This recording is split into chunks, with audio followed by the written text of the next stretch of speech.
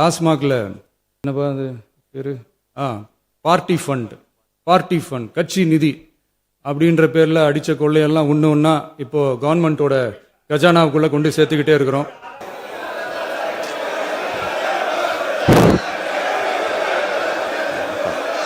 பேரவைத் தலைவர்களே, நீங்கள் உட்காருங்க. நேற்று நான் பேசும்போது சில அமைச்சர்கள் குறுக்கிட்டு பேசினாங்க, அதற்கு நீங்கள் அனுமதி கொடுத்தீங்க. அதே மாதிரி இன்னைக்கு முதலமைச்சர் பேசும்போது சில வார்த்தைகள், தவறான வார்த்தைகள் பேசுறாரு. அவர் பார்ட்டி ஃபண்ட் அப்படின்னு சொல்லியிருக்கிறாரு. அவர் அமைச்சர் அந்த பார்ட்டி ஃபண்ட் எந்த பார்ட்டின்னு கூட சொல்ல தைரியம் இருந்தால் சொல்லுங்க, நாங்கள் அதெல்லாம் ஃபேஸ் பண்ண தயாராக இருக்கோம். எதையும் ஆதாரத்தோடு எதையும் பேசுங்க. நீங்க எதிர்கட்சி தலைவர் அவர்கள் உங்கள் கட்சியினுடைய உறுப்பினரை அமைதிப்படுத்த வேண்டும் என்று நான் கேட்டுக்கொள்கிறேன். உங்களுக்கு வாய்ப்பு தரவில்லை என்றால் அவர் ஏன் நிற்பதில் நியாயம் இருக்கு. வாய்ப்பு தரப்போகிறேன்.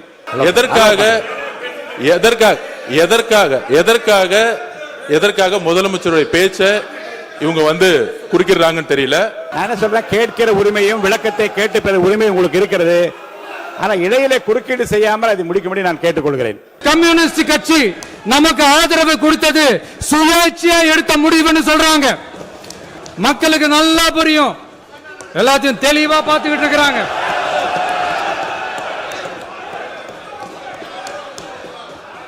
இன்னைக்கு சட்டம் ஒழுங்கை பத்தி கேள்வி கேட்கக்கூடாதா அப்படின்னா தாராளமாக கேட்கலாம். இது ஜனநாயக அரசு, மன்னராட்சியெல்லாம் கிடையாது, மனசாட்சி உள்ள மக்கள் ஆட்சி.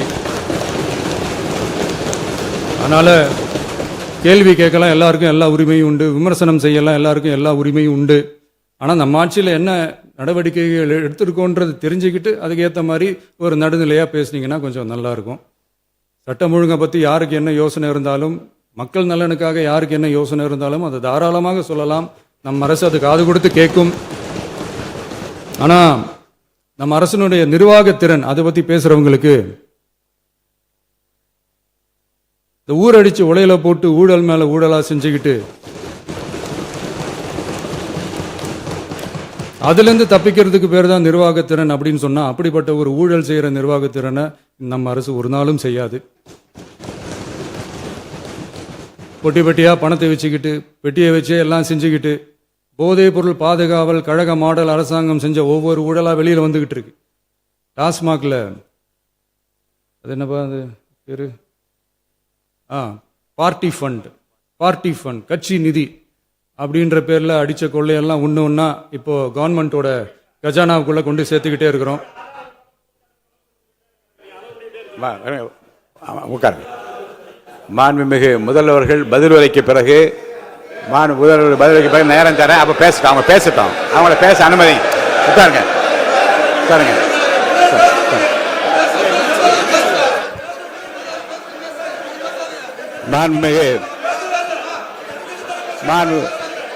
அலோவ் பண்றேன். உட்காருங்க. மாண்பு உறுப்பினர்கள், நீங்க இங்க உட்காருங்க. அமைதியா உட்காரு. நீங்க எல்லாம் உட்காருங்க.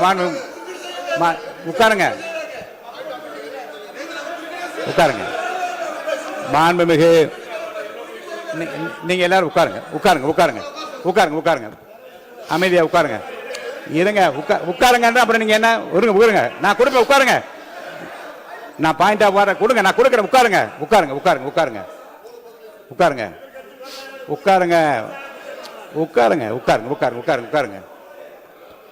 மாண்புமிகு முதல்வர் அவர்கள் கோர்வையாக நிதானமாக சொல்லிக்கொண்டே இருக்கிறார். நீங்கள் குறிப்பெடுத்து வைத்துக் கொள்ளுங்கள். பேசி முடித்தவுடன் நான் உங்களுக்கு அவகாசம் தருகிறேன். நீங்கள் ஒன்று சொல்லுங்கள், என்ன என்பது நீங்கள் சொல்லுங்கள். உங்க சொல்லுகிற வாய்ப்பை நான் உங்களுக்கு தருகிறேன். இப்போது மாண்புமிகு முதலமைச்சர் உங்கள் உரையை தொடரலாம்.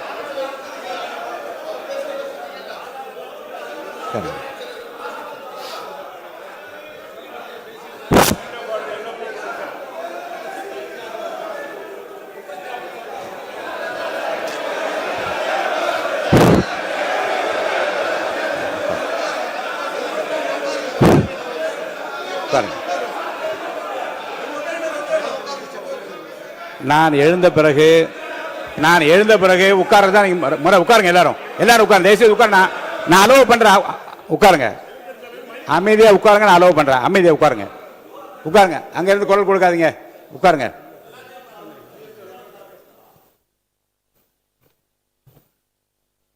இனிமையான இந்த விவாதத்தில்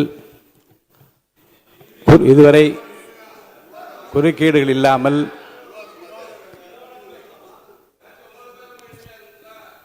கொஞ்சம் அமைதியா இருங்க. மாண்புமிகு முதல்வர் அவர்கள் பேசி முடித்தவுடன் பாயிண்ட் ஆஃப் ஆர்டர் கேட்டிருக்கீங்க, நான் அனுமதிக்கிறேன். எதிர்க்கட்சி தலைவருக்கு மட்டும் நான் அனுமதி தருகிறேன். அவர் எழுந்து பேசலாம். முதலமைச்சர் நீங்க கண்டினியூ பண்ணி முடிக்கலாம். நீ எல்லாரும் எழுந்துச்சிங்கன்னா சரி வராது. உட்காருங்க. நான் சொல்லியிருக்கேன். உட்காருங்க. உட்காருங்க. உட்காருங்க.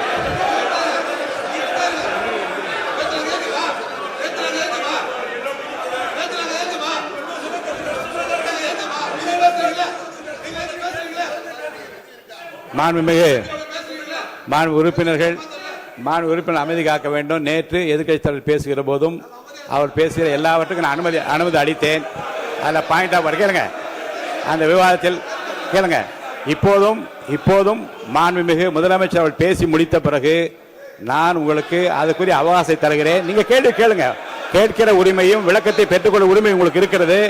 அதற்கு அவகாசத்தை நான் தருகிறேன்.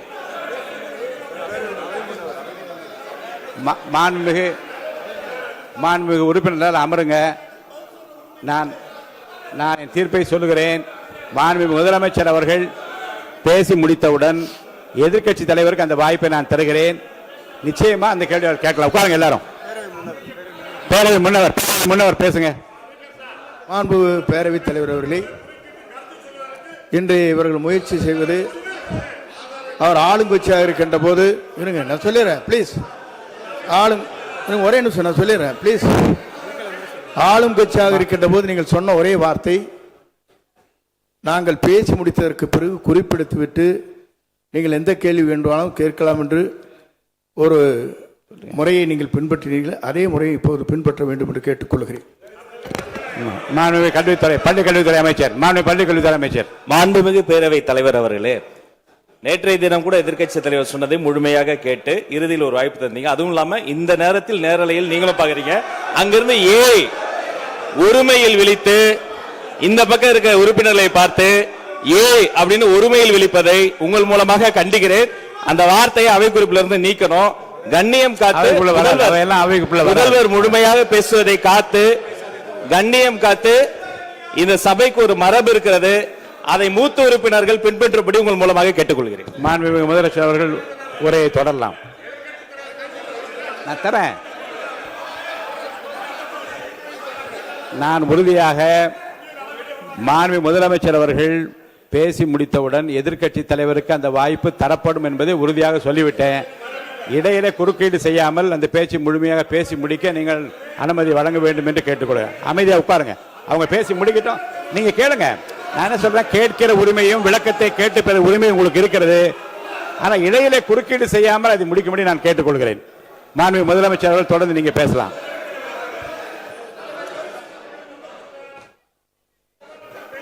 எதிர்க்கட்சி தலைவர் அவர்கள் உங்கள் கட்சியினுடைய உறுப்பினரை அமைதிப்படுத்த வேண்டும் என்று நான் கேட்டுக்கொள்கிறேன். உங்களுக்கு வாய்ப்பு தரவில்லை என்றால் அவர் எழுந்து நிற்பதில் நியாயம் இருக்கிறது. வாய்ப்பு தரப்போகிறேன். மாண்புமிகு முதலமைச்சர் அவர்கள் பேசி முடித்தவுடன் உங்களுக்கு வாய்ப்பு தரப்படும். அது வரைக்கும் உங்களுடைய உறுப்பினரை அமைதி காக்க நீங்கள் தான் பார்த்துக் கொள்ள வேண்டும். மாண்புமிகு அவை முன்னவர். மாண்புமிகு பேரவைத் தலைவர் அவர்களே, அவர் அப்போது சொன்னது வேறு, இப்போது நடந்து கொள்கிற முறைகள் வேறாக இருக்கிறது. அன்றைக்கு அவர் சொல்லுகிற போது அமைச்சர் அத்தனை பேரும் பேசி முடித்ததற்கு பிறகு உங்களுடைய கருத்துக்கள் ஏதாவது தெரிவிக்கலாம். இப்போது பின்பற்றினால் நன்றாக இருக்கும். நீங்கள் அதற்காகத்தான் சொன்னீர்கள். முதலமைச்சர் பேசியதற்கு பிறகு எதிர்க்கட்சி தலைவர் அவர்கள் பேசுவதற்கு வாய்ப்பளிக்கிறோம் என்று சொல்லியிருக்கிறார்கள். ஆகவே அந்த வாய்ப்பை நீங்கள் இல்ல அது பதில் சொல்லணும்னு கேட்டிருக்காங்க. பதில் சொல்லணும் தான் சொல்லியிருக்காங்க. பதில் சொல்லினா தாங்க பிரச்சனை. இல்ல அப்படி அல்ல. ஆகவே இல்ல நேற்றைய தினம் நீங்கள் அப்படி பேசிக்கொண்டது ஆறாவது இல்ல நேற்றைய தினம் உங்கள் பேசுகிற போது ஆறாவது குறுக்கிட்டார்களா? நீங்கள் பேசுகிற போது யாருமே குறுக்கிடவில்லை. நீங்க எவ்வளவு பேசினீர்கள், எவ்வளவு வார்த்தைகள் பேசினீர்கள் என்பதெல்லாம் எங்களுக்கு தெரியும். யாருமே அதில் குறுக்கிடவில்லை. இது முதலமைச்சர் எங்கள் முதலமைச்சர் எதிர்க்கட்சி தலைவர் பேசுகிறவர் யாரும் குறுக்கிட வேண்டாம் என்று சொன்னார்கள். அதை நாங்கள் பின்பற்றினோம். ஆனால் இன்றைக்கு நீங்கள் பின்பற்றவில்லை என்றால் வேதனையாக இருக்கிறது. முன்னவர் நேற்று எதிர்க்கட்சி தலைவர் பேசுகிற போது அடுக்கடுக்காக குற்றச்சாட்டுல வைத்தார்.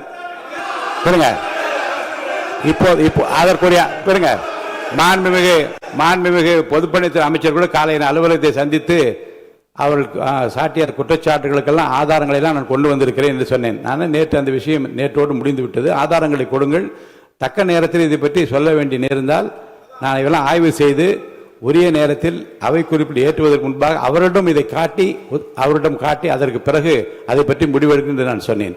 இப்போதும் சொல்லுகிறேன், மாண்பு முதலமைச்சர் அவர்கள் பேசிக் கொண்டிருக்கிறார், பேசி முடிக்கட்டும். எதிர்க்கட்சி தலைவருக்கு உறுதியாக நான் வாய்ப்பு தருவேன். அவர் கேள்விகளை முன்வைக்கலாம், விளக்கங்களை பெறலாம். இப்போதைக்கு பேரவைத் தலைவர் என்ற முறையில் என்னுடைய முடிவு இதுதான். அவையில் இருக்கக்கூடிய உறுப்பினர்கள் அமரும்படி நான் கேட்டுக்கொள்கிறேன். மாண்பு முதலமைச்சர் அவர்கள் பேச வேண்டிய போ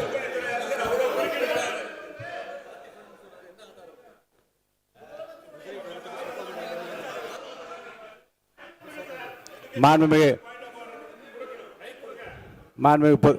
இருங்க, அதை முன்னவர் முடிக்கட்டும். பேரவைத் தலைவர் அவர்களே, நேற்றைய தினம் நீங்கள் முழுமையாக பேசினீர்கள். உங்கள் பேச்சுக்கள் எப்படி இருந்தது என்பதும் நாடு அறியும். இருந்தாலும் கூட நாங்கள் அமைதியாக இருந்தோம். இல்ல நீங்க இருங்க, ஒவ்வொரு வார்த்தைக்கு இருங்க. நீங்க மின்வெட்டையில நீங்க சொன்னீங்க, உங்களுடைய முன்னாள் அமைச்சர் ஆற்காடு வீராசாமி இருக்கிற போது மின்வெட்டால் தான் நாங்கள் ஆட்சியே மாறியது என்றெல்லாம் சொன்ன கதையெல்லாம் இருக்கு. அதெல்லாம் சொன்னோம்னாங்க, நாங்களே அமைதியா இருந்தோம். அதுக்காக நீங்க தயவு செய்து எதிர்க்கட்சி தலைவருக்கு வாய்ப்பளிக்கிறார்கள். அந்த வாய்ப்பை நீங்கள் அவர் முதலமைச்சர் பேசுவதற்கு பிறகு பேசினால் அழகாக இருக்கும். அவை முன்னர் பள்ளிக்கல்வித்துறை அமைச்சர் மாண்புமிகு பேரவைத் தலைவர் அவர்களே, அவர் ஒரே ஒரு வார்த்தையை தான் சொன்னார். பார்ட்டி ஃபண்ட் என்ற வார்த்தையை கேட்டு எதிர்க்கட்சி நண்பர்கள் கோபப்படுகிறார்கள். ஆனால் அதன் மீது உங்களுக்கு பாயிண்ட் ஆஃப் ஆர்டர் தருவதாகவும் நீங்கள் சட்டப்பேரவைத் தலைவர் சொல்கிறீர்கள். நேற்றைய தினம் இதே போல வெற்றி தலைவர் அவர்களினுடைய வழிகாட்டில் வளர்ந்த நாங்கள் சகிப்புத்தன்மையோடு, அவர்கள் பல வார்த்தைகள் சொன்னார்கள். புதிதாக சோஃபா மாடல் என்றார்கள், குதிரை பேரம் என்றார்கள், எத்தனையோ வார்த்தைகள் சொன்ன போது சகிப்புத்தன்மையோடு அதை கேட்டு பொறுமையாக இருந்தோம். இவர்கள் குதிரை பேரம் எல்லாம் அவைக்குள் நீக்கப்பட்டு விட்டது. சரி, சோஃபா மாடல் என்று சொன்னார்கள். ஆதாரம் கேட்டு இப்படி எழுந்து நாங்கள் கொந்தளிக்காமல், ஒரு சட்டமன்றத்தில் ஒரு உறுப்பினர் எப்படி நடந்து கொள்ள வேண்டும் என்பதற்கு எடுத்துக்காட்டாக தமிழக வெற்றி கழகத்தின் உறுப்பினர்கள் நடந்து கொண்டார்கள். இப்போது மதிப்பிற்குரிய எதிர்க்கட்சி தலைவர் அவர்களை உங்கள் ஊடாக நான் கேட்பது என்னவென்றால், அவர்களினுடைய கட்சி உறுப்பினர்களை அவர் அமைதிப்படுத்தி முதல்வர் அவர்கள் உரையை முழுமையாக கேட்டு சகிப்புத்தன்மைக்கு சட்டமன்றத்தில் இந்த பக்கம் மட்டுமல்ல அந்த பக்கமும் எடுத்துக்காட்டாக இருப்பதற்கு அவர் வழிவகை செய்ய வேண்டும் என்று உங்கள் மூலமாக கேட்டுக்கொள்கிறேன். பொதுப்பணித்துறை அமைச்சர்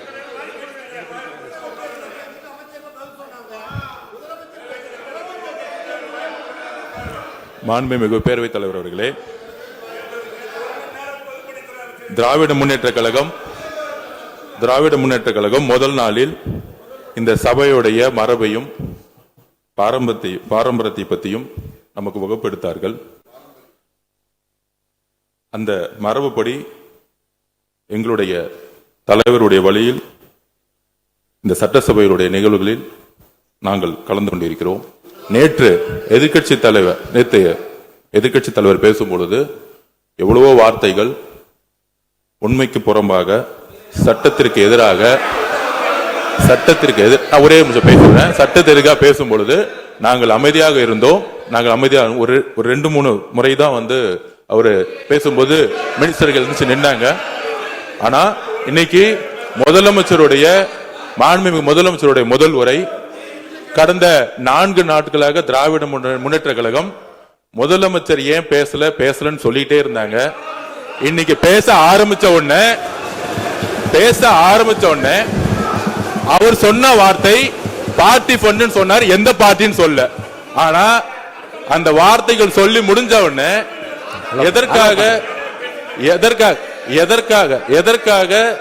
எதற்காக முதலமைச்சருடைய பேச்ச இவங்க வந்து குறுக்கிடுறாங்கன்னு தெரியல.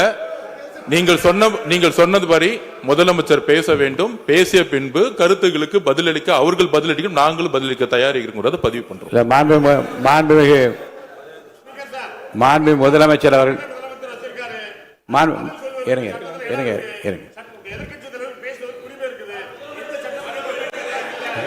உட்காருங்க. மாண்புமிகு அது முன்னவர் மரபு இருக்கிறது, எப்போது வேணும் பாயிண்ட் ஆஃப் ஆர்டர் இருக்கலாம். இருந்தாலும் கூட நீங்க அந்த மரபை நீங்க கடைபிடித்தீங்களா உங்க ஆட்சியில? நீங்க முன்னவர் முன்பு எப்படி நடந்தால் என்பதை பற்றியோ முன்பு நடந்த நிகழ்வுகள் பற்றியோ நீங்கள் சொல்லி மீண்டும் இந்த அவையினுடைய மாண்பை குறைக்க வேண்டாம் என்று நான் கேட்டுக்கொள்ள வேண்டாம்.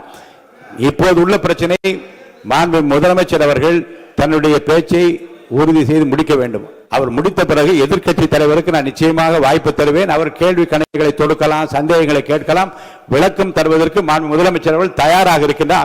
அமைதியாக அமரும்படி நான் கேட்டுக்கொள்கிறேன். இப்போது நான் அனுமதிக்க முடியாது. மாண்பு முதலமைச்சர் உரையை தொடரலாம்.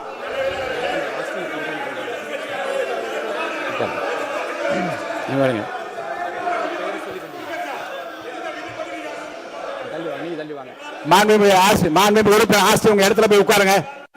மாண்புமிகு உறுப்பினர் ஆஸ்டின், நீங்க ஒரு மூத்த உறுப்பினர், சபை விதிகளை நன்கு தெரிந்த ஒரு உறுப்பினர், நீங்க போய் இடத்துல உட்காருங்க. முதல்ல மாண்புமிகு முதலமைச்சர் அவர்கள் உரையை தொடரலாம். இப்போது எந்த விதமான பாயிண்ட் ஆஃப் ஆர்டர்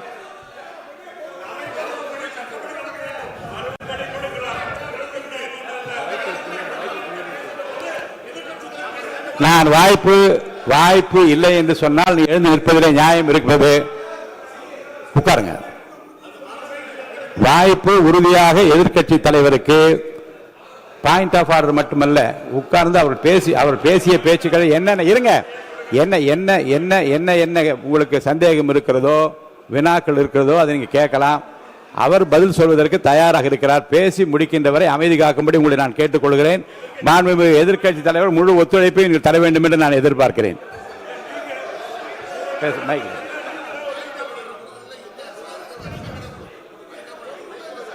மைக் கொடுங்க. மாண்புமிகு எதிர்க்கட்சி தலைவர், பேரவைத் தலைவர், நீங்க உட்காருங்க. நேற்று நான் பேசும்போது சில அமைச்சர்கள் குறுக்கிட்டு பேசினாங்க, அதற்கு நீங்க அனுமதி கொடுத்தீங்க. அதே மாதிரி இன்னைக்கு முதலமைச்சர் பேசும்போது சில வார்த்தைகள், தவறான வார்த்தைகள் பேசுறாரு. அவர் பார்ட்டி ஃபண்ட் அப்படின்னு சொல்லியிருக்கிறாரு. அவர் அமைச்சர் அந்த பார்ட்டி ஃபண்ட் எந்த பார்ட்டின்னு கூட சொல்ல தைரியம் இருந்தால் சொல்லுங்க, நாங்கள் அதெல்லாம் ஃபேஸ் பண்ண தயாராக இருக்கோம். எதையும் ஆதாரத்தோடு எதையும் பேசுங்க. இங்க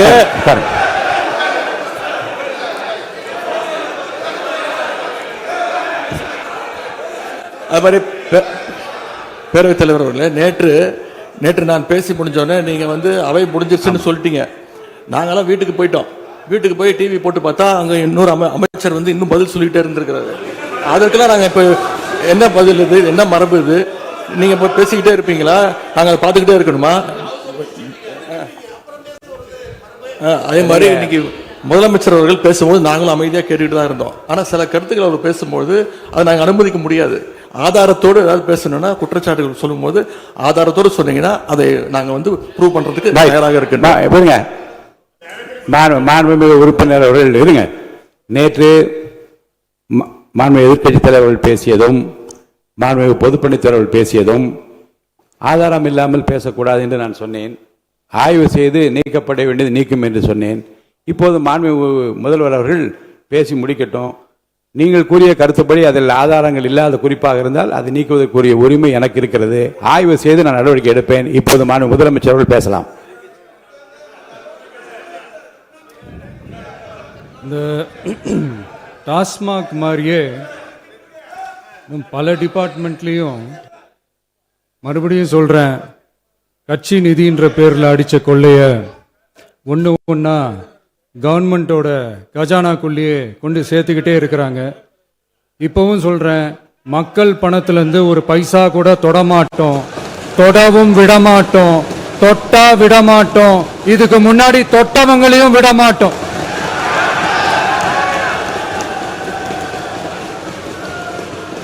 ஒவ்வொரு ஊழலா வெளியில வரும் போலயே ஒவ்வொரு வேஷமா கலைஞ்சிரும் போல இங்க இருக்கிற நிறைய பேரு நடுங்கி போய் இதுல நம்ம மேல அவதூறு வேற. இப்ப புதுசா ஒரு வெப்பன் ஒண்ணு கொண்டு வந்திருக்காங்க. அது என்ன தெரியுமா? அவங்க தயவால தான் நம்ம ஆட்சி நடக்குதாம். மக்கள் தயவால இந்த ஆட்சி நடந்துகிட்டு இருக்கு. மனசாட்சி உள்ள சக்திகளோட ஆதரவால இந்த ஆட்சி நடந்துகிட்டு இருக்கு. நாங்க தான் அனுப்பி வச்சோம் அப்படின்றாங்களே. அனுப்பி வச்சவங்களுக்கு மினிஸ்ட்ரியில இடம் கொடுத்தா ஏன் கதறீங்க? ஏன் இவ்வளவு கோபம்? ஏன் இவ்வளவு கதறல்ஸ்? இதுல இன்னொரு முக்கியமான விஷயம், மார்க்சிஸ்ட் கம்யூனிஸ்ட் கட்சி நமக்கு ஆதரவு கொடுத்தது சுயேட்சையா எடுத்த முடிவுன்னு சொல்றாங்க. அதே மாதிரி இந்திய கம்யூனிஸ்ட் கட்சி நமக்கு ஆதரவு கொடுத்தது சுயேட்சையா எடுத்த முடிவுன்னு சொல்றாங்க. இதுல எங்க இருந்து நாங்க தான் அனுப்பி வச்சோம்னா புரியலையே. மக்களுக்கு நல்லா புரியும், எல்லாத்தையும் தெளிவா பார்த்துக்கிட்டு இருக்கிறாங்க.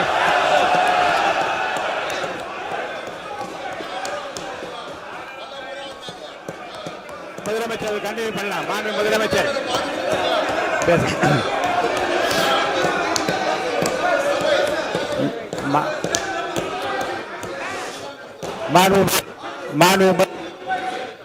மாண்பு முதலமைச்சர் அவர்கள் கண்டினியூ பண்ணலாம்.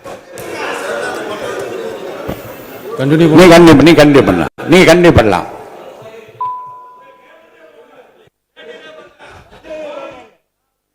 இந்த சமூக நீதி அரசுன்னு சொல்றவங்களை பார்த்து கேட்கிறேன், நம்ம பட்டியலின சகோதரர்களுக்கு எத்தனை அமைச்சர் பதவி கொடுத்தீங்கன்னு கொஞ்சம் சொல்ல முடியுமா? ஆனா நம்மளுடைய அரசுல 8 அமைச்சர் பதவிகள் யாருக்கு? நம்ம பட்டியலின சகோதரர்களுக்கு. எல்லாம் நம்ம அண்ணன், நம்ம தம்பி, நம்ம தங்கச்சிங்க. அண்ணல் அம்பேத்கர் அவர்களுடைய கிட்டத்தட்ட 100 ஆண்டு கால கனவு இப்ப நிறைவேறி இருக்கு. நான் ஏன் கொஞ்சம் சவுண்டா பேசுறேன் அப்படின்னா அவங்களுக்கு கேட்கணுன்றதுக்காக, தப்பா எடுத்துக்காது. அதே மாதிரி பெண்களோட பாதுகாவலர் நாங்க தான் அப்படின்னு சொல்லிக்கிறவங்களை கேட்கிறேன், எத்தனை பெண்களுக்கு அமைச்சர் பதவியில இடம் கொடுத்தீங்க கொஞ்சம் சொல்ல முடியுமா? எங்க அரசுல 4 சகோதரிகளுக்கு அமைச்சர் பதவி கொடுத்திருக்கிறோம்.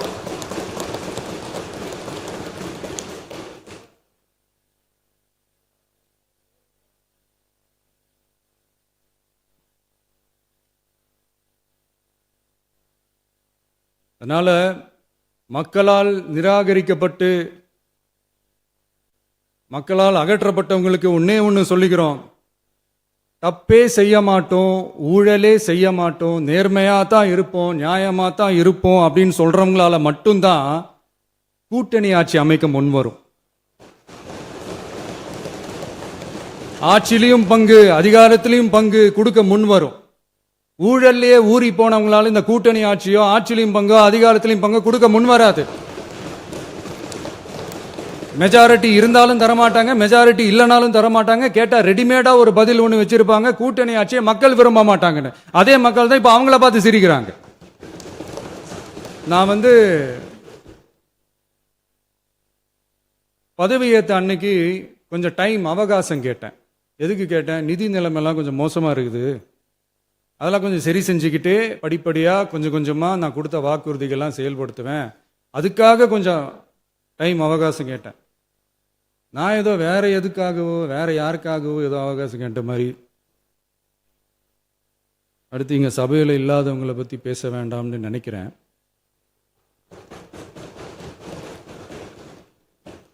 இங்கே நம்மளை பற்றி அவதூறு பரப்புறதோட மட்டும் இல்லாமல் இப்போ நம்ம மக்கள் மேலேயும் அவதூறு பரப்ப ஆரம்பிச்சிட்டாங்க. மக்கள் நமக்கு ஓட்டு போட்டது தப்பான், குடும்பமாக நமக்கு ஆதரிச்சது தப்பான். இது இப்போ இல்லை, நான் சொல்றது எம்ஜிஆர் அவர்கள் காலத்திலிருந்தே. அப்பவே அவர் ஜெயிச்சப்போ அதே மக்களை தப்பா பேசுறது. மக்கள் என்ன பண்ணிட்டாங்க, எம்ஜிஆர் என்ன பண்ணிட்டாரு, எம்ஜிஆர் என்ன இது பண்ணிட்டாரு. 50 வருஷமா ஒரே டெக்னிக்கா.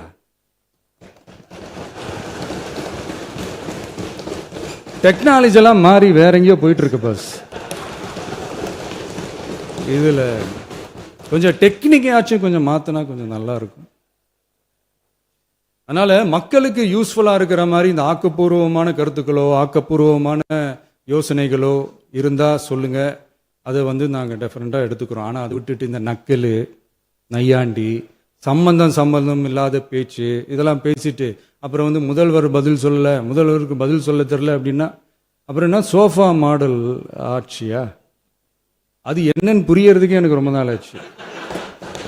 இந்த sofa set, table chair, teapoy, furniture பிஸ்னஸ்லாம் வேற எங்கேயா வெளியில போய் பண்ண சொல்லுங்க.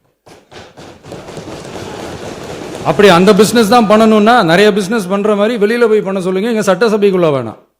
அதனால ஆக்கப்பூர்வமான கருத்துக்கள் இருந்தா சொல்லுங்க, டெஃபினட்டா அது சரியா இருந்தா நாங்க ஏத்துக்கிறோம். எனக்கு ஒரு குட்டி கதை ஒன்று ஞாபகம் வருது, சொல்லாமா? ஒரு ஊர்ல ஒரு பெரியவர் வெயில் ரொம்ப ஜாஸ்தியா இருக்குன்னு சொல்லிட்டு கண்ணுக்கு மேல கை வச்சுக்கிட்டு இப்படி சுத்தி முத்தி தேடிக்கிட்டு இருந்தாராம். அப்ப கூட இருந்த ஒரு சின்ன பையன் என்ன தேடுறீங்க அப்படின்னு கேட்டானா. அதுக்கு அந்த பெரியவர் சொன்னாரா, அது ஒண்ணு இல்ல தம்பி, உங்க அப்பா இங்கதான் இருப்பாருன்னு சொன்னாங்க, அதான் தேடிக்கிட்டு இருக்கேன், எங்க உங்க அப்பாவையே காணோம்.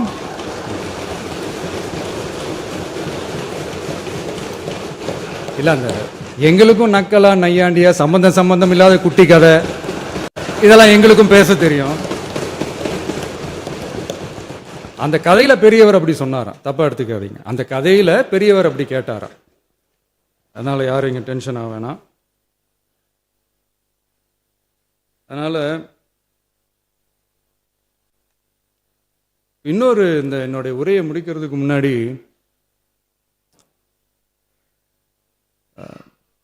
போயிட்டாங்க, பேசலாமா? நிறைய உங்க கருத்துக்களை நீங்க முழுமையாக மன நிறைவோடு பேசலாம். டிவியில் பார்ப்போம். சரி, அதான் 5 நிமிஷம் பேசுனதுக்கே கொளத்தூரி இந்த ஆட்டம் அடிச்சு பேசுனா அப்புறம் என்ன பண்றது? கடைசியா நான் இந்த உரையை முடிக்கிறதுக்கு முன்னாடி ஒரு முக்கியமான ஒரு விஷயம் பத்தி சொல்லணும். ஆளுநர் உரை அன்னைக்கு இந்த தமிழ் தாய் வாழ்த்துக்கு அப்புறம் தேசிய கீதம் பாடினது தப்பு, தேசிய கீதம் 2 முறை பாடினது தப்பு, அப்படி ஒரு நிகழ்வு இதுக்கு முன்னாடி இந்த சட்டசபையில நடந்ததே கிடையாது, அந்த மரபே மாத்திட்டீங்க, இப்படி ஒரு பெரிய ஒரு போர் மாதிரி எதிர்கட்சி சார்ந்தவங்கலாம் சொன்னாங்க இல்லையா? அந்த மாநில உரிமை போராளிகளை, அந்த மரபு காக்கிற உரிமை போராளிகளை ஒரே ஒரு கேள்விதான் கேட்கணும். 2021 ஆகஸ்ட் 2 ஞாபகம் இருக்கா? Centenary celebration of Tamil Nadu legislature. அந்த ஃபங்க்ஷன்ல நம்ம முன்னாள் முதலமைச்சர் கருணாநிதி அவர்களோட கலைஞர் அவர்களுடைய கலைஞர் அவர்களுடைய புகைப்படத்தை மாண்புமிகு குடியரசுத் தலைவர் திறந்து வைக்கிற ஒரு ஃபங்க்ஷன். அந்த ஃபங்க்ஷன்ல national anthem followed by Tamil Thai Vazhthu அப்படின்னு அறிவிச்சது ஞாபகம் இருக்கா? அதாவது தேசிய கீதத்துக்கு அப்புறமா 2வது முறையா, நோட் திஸ் பாயிண்ட் மாண்புமிகு பேரவைத் தலைவர் அவர்களே, ப்ளீஸ் நோட் திஸ் பாயிண்ட். தேசிய கீதத்துக்கு அப்புறம் 2வது முறையாக தமிழ் தாய் வாழ்த்து பாடப்படும் அப்படின்னு சொன்னது ஞாபகம் இருக்கா? அதுவும் முத்தமிழ் அறிஞர் அப்படின்னு சொல்ற நம்ம கலைஞர் அவர்களுடைய அந்த புகைப்படம் வெளியிட்டு விழாவில் அவர் இருந்த இதே சபையில தமிழ 2வது இடத்துக்கு தள்ளினது யாருன்னு ஞாபகம் இருக்கா? அது மட்டும் இல்ல, அந்த தேசிய கீதத்தை நாட்டுப்பண் நேஷனல் ஆந்தம்னு சொல்லி அதே ஃபங்க்ஷன்ல கடைசியா ஃபங்க்ஷன் முடியும் போது செகண்ட் டைம் தேசிய கீதம் பாடினதும் ஞாபகம் இருக்கா? இதே அவையில் தான், அது அவை குறிப்பிலும் இருக்கிறது, இதே அவையில் தான் நடைபெற்றது. இந்த புக்கில் நேரத்தில் இந்த ஆதாரங்களை அளித்த மாண்பு முதல்வர் அவர்களுக்கு நன்றியை தெரிவித்துக் கொள்கிறேன். டவுட் இருந்தா இந்த புக்கை பார்த்து தெரிஞ்சுக்கலாம். அதனால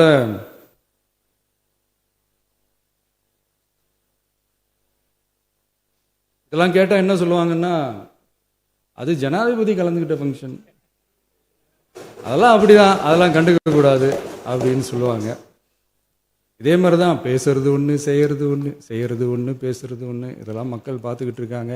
எலெக்ஷனுக்கு முன்னாடி தான் அப்படி செஞ்சுக்கிட்டு இருந்தாங்க, இப்போ எலெக்ஷனுக்கு அப்புறம் அதே தான் செய்கிறாங்க. இந்த விஜயையும் சாமானியர்களின் உண்மையான சமூக நீதி அரசையும் அவமானப்படுத்துறதுக்கு தான் அவங்களோட அந்த பொலிட்டிக்கல் சீனியாரிட்டி அது பயன்படுத்துது போல. சரி, செய்யட்டும் செய்யட்டும், நல்லா செய்யட்டும். இப்போ ஆனாலும் நம்மளுடைய மாநில உரிமை, மொழி உரிமை, உத்தமபுத்திரர் போல வேஷம் போடுற எதிர்கட்சிக்கு ஒன்றை மட்டும் ஆணித்தரமாக சொல்றோம். உங்களை மாதிரி தமிழ்னு சொல்லிக்கிட்டு, மொழி, பண்பாடு, கலாச்சாரம்னு சொல்லிக்கிட்டு ரெட்டை வேஷம் போடுறவங்க நாங்க கிடையாது. உலகெங்கும் வாழும் என் தமிழ் சொந்தங்களுக்கு நம்முடைய உத்தரவாதம் தமிழ் தான் எங்க உயிர் நாடி அப்படின்றத மறக்க மாட்டோம். இப்பவும் சொல்றோம், மாநில உரிமையில எப்பவும் உறுதியா இருப்போம். அதே சமயத்துல அரசியல் வேற, ஒன்றிய மாநில அரசுகளுக்கு இடையே இருக்கிற நிர்வாக அணுகுமுறை வேற. இதுல நாங்க ரொம்ப தெளிவா இருக்கிறோம். அதனால எங்களுக்கு பாடம் எடுக்கிறதா நினைச்சுக்கிட்டு உங்க வேஷத்தை நீங்களே கொஞ்சம் கொஞ்சமா கலைச்சிக்கிட்டே வரீங்க, மறந்துடாதீங்க. அப்புறம் நேற்று எதிர்கட்சி தலைவர், மாண்புமிகு எதிர்கட்சி தலைவர் பேசும்போது நிறைய பேசினாங்க. அதில் ஒன்று மட்டும், அரசு சொல்றதா நினச்சிக்கிட்டு நம்மளை இன்டைரக்டா ஈவில் அப்படின்ற அந்த வார்த்தையை யூஸ் பண்ணாங்க. எனக்கு ஒன்று தான் சொல்லணும்னு தோணுது. ஈவில்ஸ்னு டெவில்ஸ் பேசக்கூடாது.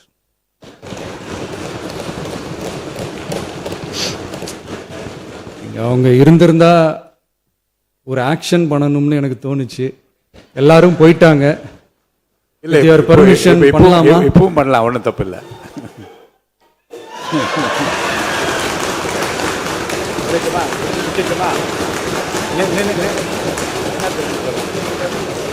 யார் சொல்லணும்?